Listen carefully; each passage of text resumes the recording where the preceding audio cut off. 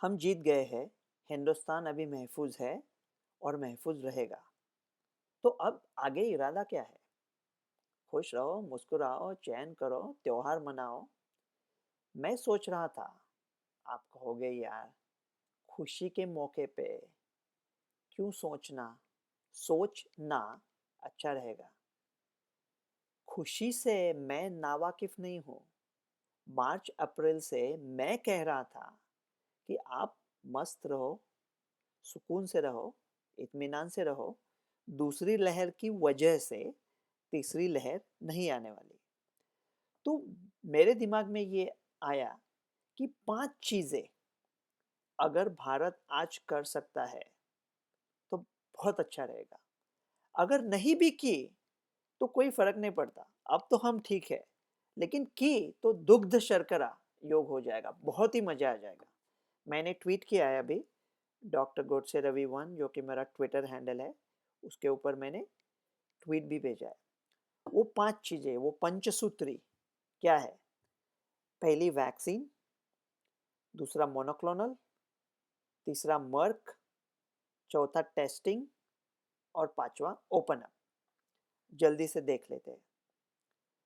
ये अभी इसलिए बात कर रहा हूं, आप कहोगे कि दिल लेके मुफ्त का, कहते हो कुछ काम का नहीं। उल्टी शिकायतें रही, एहसान तो गया। होशो हवा से ताबो तबा, दाग जा चुके हैं। कोरोना भी जाने वाला है, उसका सामान भी गया। तो अभी अभी क्यों लोड लेने का? अभी ये चीज हमने की तो इतना कंसोलिडेट हो जाएगा। मेरा ट्वीट वही है, जश्न मनाओ लेकिन समेकित करो। Celebrate but consolidate. पहला है वैक्सीन। भारत का मतलब जो पूरे विश्व के टीके लगे हैं उनमें से 4 आदमियों से एक भारत का है। इतने टीके भारत में लगे हैं, तो वो चालू रखो। अभी छोड़ मत दो कि अभी अच्छा चल रहा है, नहीं नहीं, वो चालू रखो। हौसा मामी, गोपी चाचा, सबको पकड़ के लेके आओ, उनको दे दो, टीके लगाओ, उसमें अभी कोताही नहीं करो।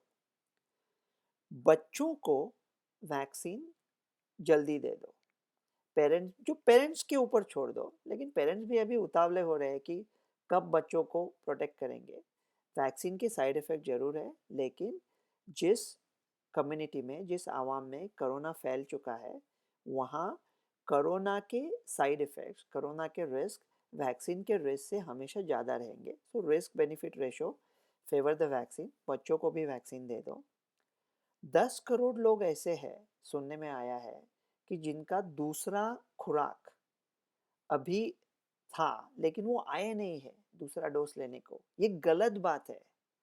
काफी उनमें से लोगों को कोरोना हो भी चुका था, लेकिन अगर उन्होंने दोनों डोज ले लिए तो उनका इम्यूनिटी, उनका जो प्रतिकार शक्ति है वो बहुत अनुशासित हो जाएगा। इसके लिए बहुत अहम है कि अब वो आ जाए और वो दूसरा डोज ले ले, उसके ऊपर बहुत ध्यान देना पड़ेगा। दूसरी बात है मोनोक्लोनल की। मोनोक्लोनल का जो कॉम्बिनेशन है, जो सिप्ला ने बनाया है, वो अभी भी चलता है, वेरिएंट के खिलाफ भी चलता है। तो अभी इसका एक सेंट्रल रिजर्व होना चाहिए जो सेंट्रल गवर्नमेंट के हाथ में है, और मोनोक्लोनल का एक रिजर्व। ये मोनोक्लोनल जितने जल्दी दे सके ऑक्सीजन कम होने के पहले, वो बहुत अच्छे है। अभी ज़्यादा केसेस नहीं आ रहे, लेकिन लोगों को डरना नहीं चाहिए। उनको ये पता होना चाहिए कि अगर दुर्भाग्यता से सडनली कोई केस आ भी गया तो जो हाई रिस्क है उनको बचा सकते हैं, बाकी के लोग वैसे ही बच जाते हैं। तो जहाँ पे अगर किसी इलाके में ऐसा लग रहा है कि थोड़े केसेस बढ़ रहे हैं, तो डरने की कोई ज़रूरत नहीं। सेंट्रल से वहाँ मोनोक्लोनल भेज के वहाँ वहाँ उसका खात्मा कर सकते हैं। जो हाई रिस्क है उनको अस्पताल से बाहर रख सकते हैं। ये अगर प्राइवेट सेक्टर में रख दिया तो उसमें कन्फ्यूजन है, प्राइस है। प्राइस के लिए लोग 70,000 है कुछ उसका, तो लोग थोड़ा सोचते हैं, थोड़ा रुकते हैं, 1-2 दिन बात करते हैं, फिर उसमें मज़ा नहीं है। जितना जल्दी हो सके अगर उसमें से पैसा निकाल दिया और सेंट्रल गवर्नमेंट ने स्टॉक रख दिया, और जहाँ भी कोई केस दिख रहे हैं वहाँ वो स्टॉक भेज दिया, तो बहुत अच्छा रहेगा। तीसरी बात है मर्क। मर्क की एक दवाई आ रही है, उसको कुछ हफ्ते में परमिशन मिल जाएगी ऐसा लगता है। और फाइज़र की भी वैसी ही दवाई आ रही है, 0732132 ऐसा बोलते हैं उसको, वो सिमिलर है। मर्क की दवाई को मोल्नोपिराविर बोलते हैं। अभी शायद आगे की स्टडी में कुछ आया है कि कुछ प्रॉब्लम है, लेकिन ये सोचना है कि वो शायद पिल चले, वो शायद पिल चले ऐसा सोच के south Korea, Singapore, Australia, United state, ये सब देश वो फटाफट स्टॉक खरीद रहे हैं उसका। मर्क तो भारत में ही बन सकता है, तो भारत मर्क का कुछ स्टॉक, सिर्फ 40 गोलियों का एक डोज होता है, वो हाथ में लाके रखे, तो जब उसको अप्रूवल मिलने के बाद ऑलरेडी एक स्टॉक पाइल होना चाहिए सेंट्रल गवर्नमेंट के साथ, किधर केसेस बढ़ गए तो वहाँ भेज सकते हैं। अभी मोनोक्लोनल, मतलब मोनोक्लोनल का तो हो गया, अभी इसकी बात करेंगे टेस्टिंग की, कि ये एसिम्प्टोमेटिक जिनको लक्षण नहीं है उनका टेस्टिंग करना, ये ट्रैवल के पहले और ये वो सब छोड़ दो अभी। जिनको लक्षण है उनको टेस्ट करो, उनमें से हाई रिस्क है उनको बचाओ, बाकी सब चालू करो। और पांचवी चीज़ है ओपन अप।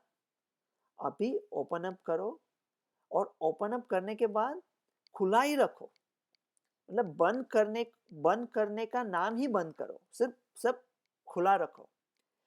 और अगर केसेस थोड़े ऊपर नीचे भी हो जाते हैं, अभी हॉस्पिटलाइजेशन तो नहीं बढ़ने वाले, लेकिन अगर केसेस थोड़े ऊपर नीचे हो जाते हैं, फिर भी डरो नहीं।